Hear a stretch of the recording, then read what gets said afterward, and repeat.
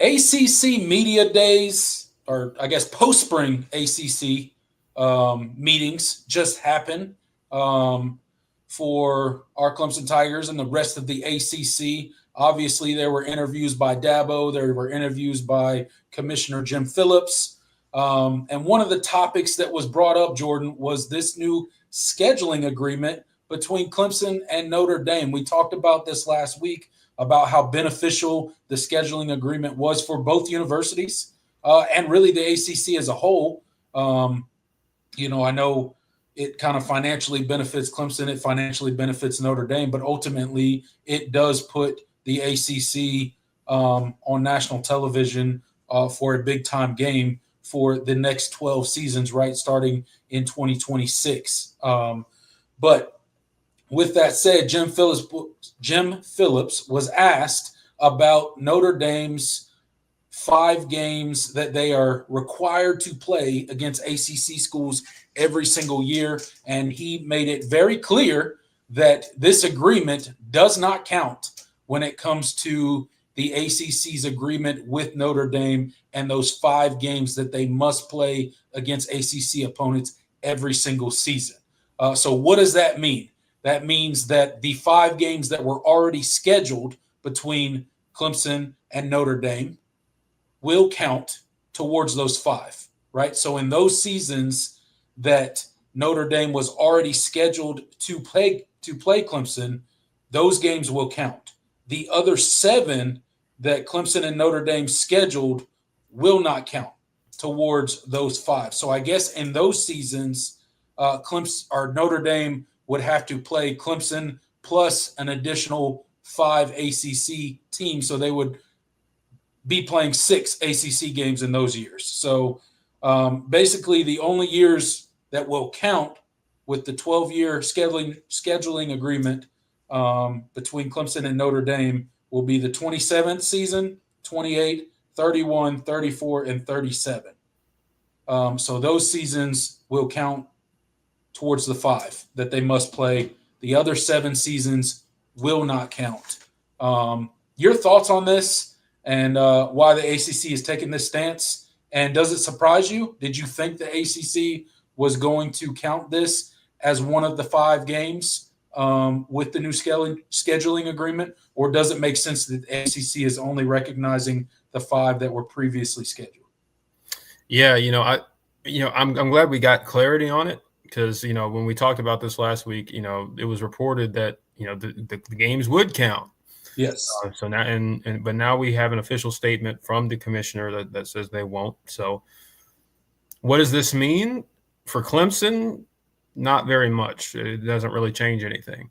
For Notre Dame, one of the advantages I think that this series did give them was that guaranteed. That one guaranteed schedule boosting, team that would be in that 5 team ACC rotation every single year. So obviously that's gone, I guess, because now the years that they don't already have Clemson scheduled, they'll still have to play 5 more ACC teams, which does take away another non-conference spot, or scheduling. Yeah, and obviously they're independent, so they don't have any, fixed opponents from a conference standpoint. Obviously, they have their rivalry with USC, but that's even in question right now. Yeah.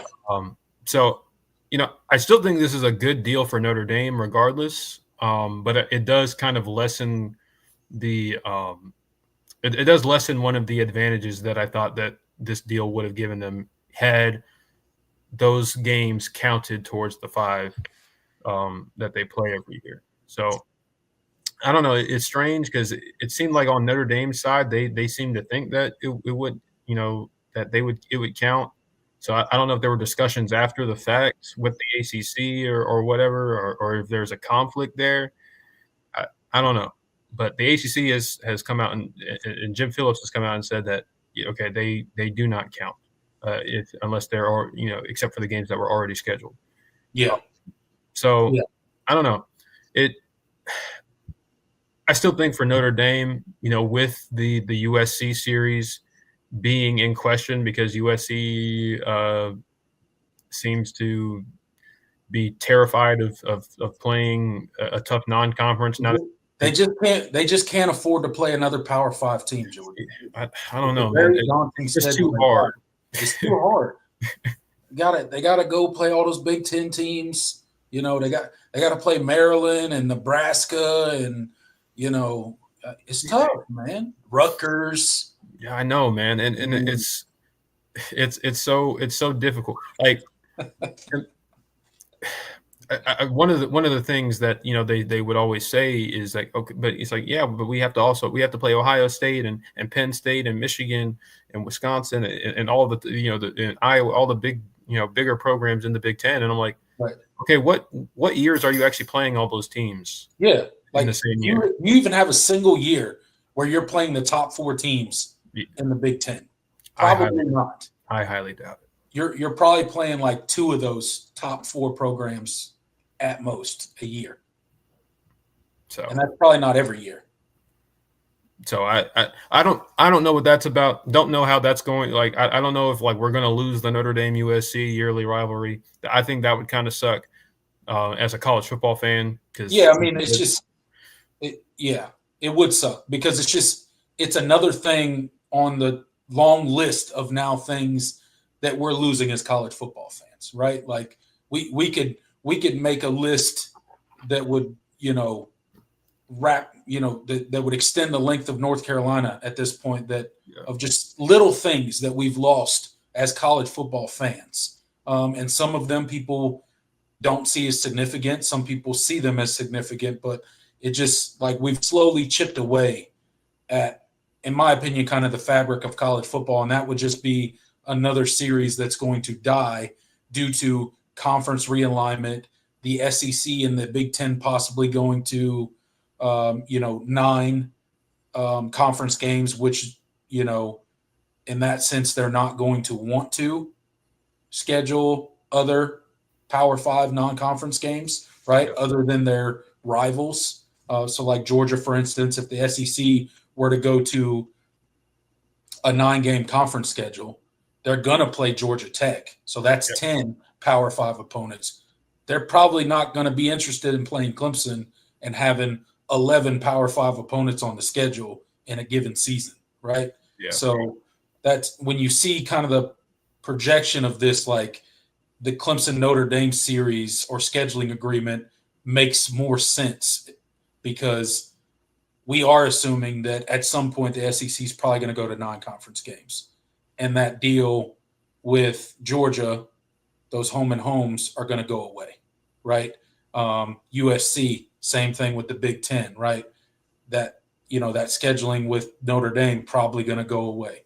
So it does make sense. I think one of the things that kind of comes to mind when I think about it, not counting for their 5 ACC opponents, I think that shuts the door on them doing any more scheduling agreements within the ACC conference. Yeah. Right. So like, I know when Clemson and Notre Dame announced this scheduling agreement, this 12-year scheduling agreement, some of the other bigger brands in the ACC, Florida State, Miami, you heard rumblings from their fans and stuff about, are we going to do some sort of scheduling agreement with Notre Dame? And I think Notre Dame would entertain that if it counted towards their ACC games. But now that it doesn't, I think that door's probably shut. Not that I don't know that they were going to entertain it anyway, but I think they definitely won't now because they still have to play 5 additional ACC games on top of this Clemson one in the years that it wasn't already scheduled. So 7 times in the next 12 years, should Clemson be in the conference for that long, they would have to play 5 additional ACC games, right? So I think that's kind of an interesting piece of it that I don't think they'll be looking for any other scheduling agreements with ACC teams. And I do think they would have entertained it too, because I mean there have been on the Notre Dame side of things people that would know more about the situation than I do or any of us do. The Notre Dame administration felt like they had been talking about how they wanted to play Clemson, Florida State, Miami more often because, you know, their rotation, you know, when they're getting a Wake Forest and a Syracuse and a Pitt on the schedule is not it's not the scheduling it's not the schedule booster that Notre Dame, especially in this era of college football, you know, and it's not, and I'm not even, it's not even really from a scheduling standpoint, because honestly, I think Notre Dame's schedule is pretty tough, you know, contrary to what people like seem to say about them. Because when you look at Notre Dame's schedule every year, and especially within the last, you know, few seasons, Notre Dame has scheduled they've played some really, really tough games, and they've had some really tough schedules. Like I think they schedule about as tough as they can be, you know, considering, you know, their, you know, when you consider their rivalries and their yearly rivalries with, you know, Stanford, which obviously kind of went away when,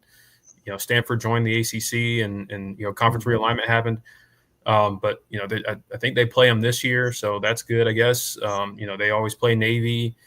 You know, they have these obligations. Of course, they always play USC, but they go out and schedule these, you know, these other teams. Like they haven't been, you know, they scheduled at home and home with Georgia.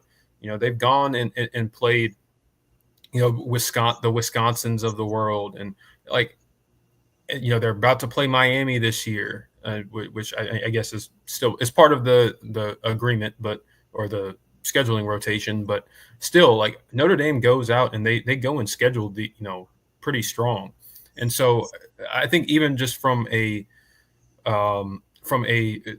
national brand, like TV viewership, all of that, when you factor all of that in, I think Notre Dame had a lot of incentive to want to play, you know, the better teams in the ACC more often, instead of, you know, filling their 5 ACC game obligation with teams that you know, matchups that nobody cares about.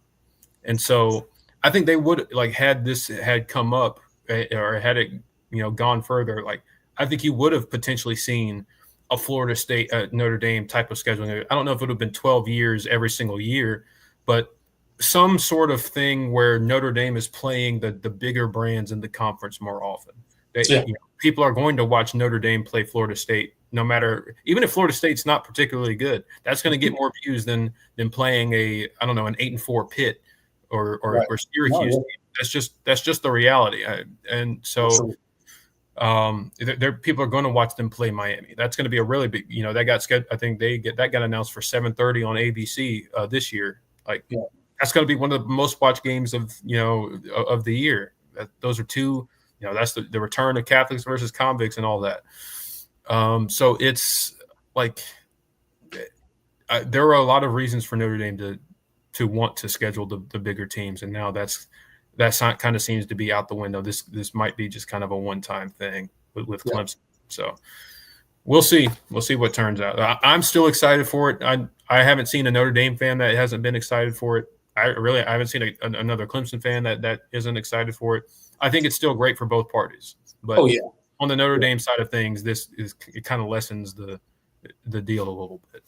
But still, they did lose one of the incentives of doing this scheduling agreement by it not counting for 7 of those 12 years. But at the end of the day, I think it still makes sense for both universities, and I don't think it affects the scheduling agreement at all.